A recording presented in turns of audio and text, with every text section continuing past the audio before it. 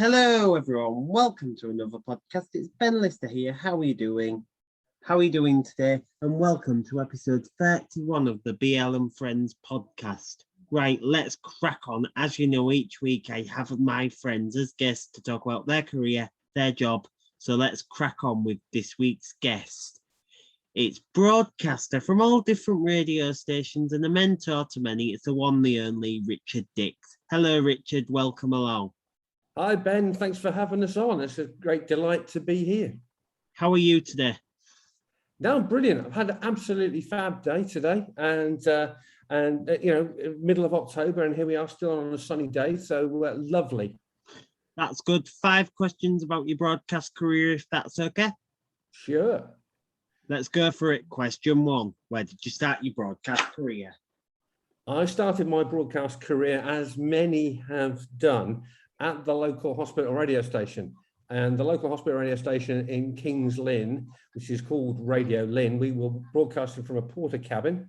And it was back in 1983. I was just 16 when I started that, probably around September, I believe.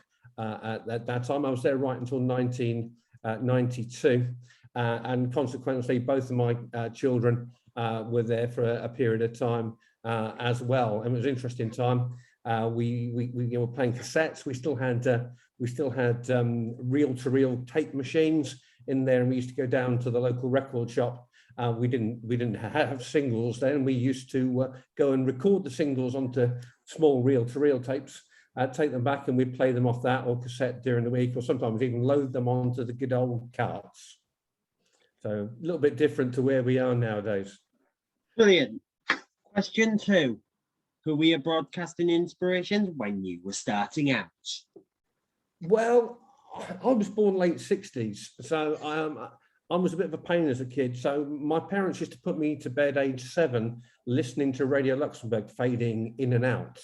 So, I mean, I started with listening to Radio Luxembourg, Mark Wesley, Tony Prince. We had, who else do we have there? Rob Jones, Bob Stewart, all those were on Luxembourg, early part of the 70s.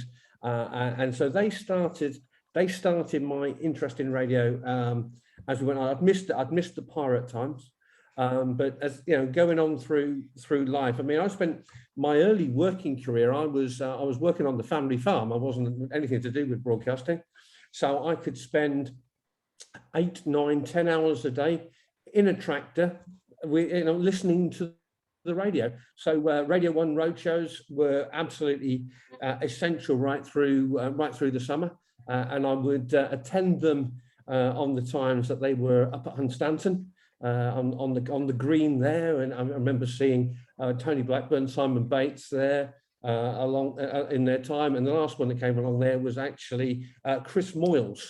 Was the last Radio 1 roadshow that happened in Hunstanton. So they were always good.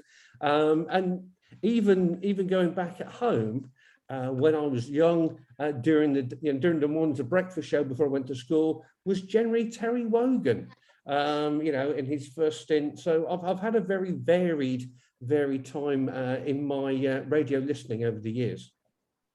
Yeah, we'll move on to question 3 now. What is your favourite part about the job?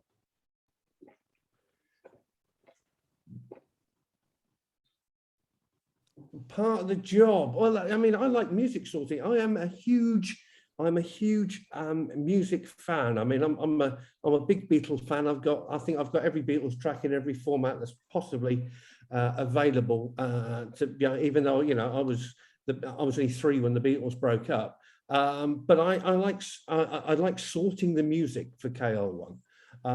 Throughout August, the guy who does the Sunday evening show said, I'm going to be disappearing off to France, Richard, for a month. And I went, okay, what am I going to do? I know. And I came up with a format called Acoustic August. And what we did for a couple of hours every Sunday night, we had acoustic tracks. So live acoustic tracks for modern artists who have just done an acoustic version, some of the sessions from things like MTV. And I had a brilliant time compiling all those and putting all those together. And the other presenters at the radio station KL1 picked up on all those at the same time. So So, it was a really good thing to do. And I mean, when I was on my previous station, which was Funland Radio, which ran out of Atlanta, it was an American 80s, 90s station. And so what we had then was we had a lot of American rock, and a lot of tracks that really weren't big hits over here, but I knew of from listening to some of those stations at the time. So once again, it was a great show to be able to do that and pick and play those tracks that we were playing, across in the States as well. Brilliant. Yeah. Question 4: how has COVID affected your life and line of work? So I come from I have a communications company as well, which means that a lot of my summertime can be spent getting broadband into festivals and events and things like that. Obviously, that didn't happen last year. So we lost out on those, although we had lots of people working from home.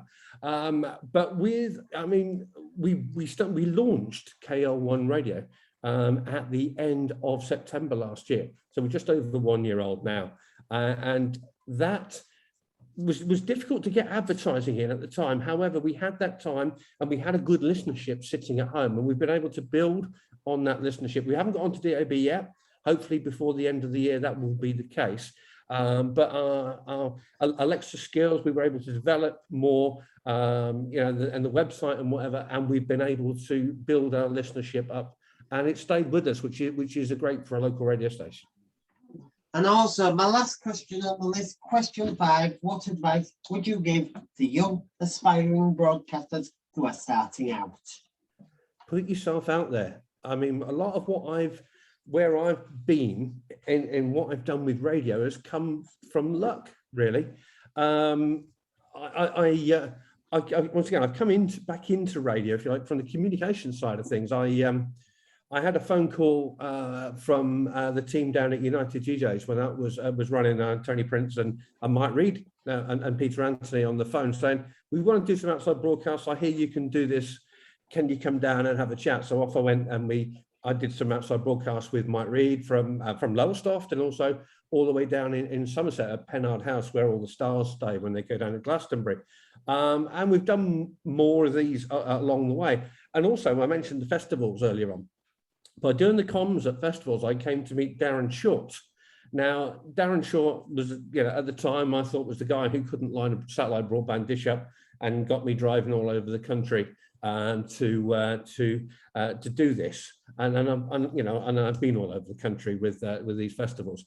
But Darren has been in radio since the mid-90s. He's been all over the place. He's been, Oman. He's behind so many streaming services, websites, and whatever.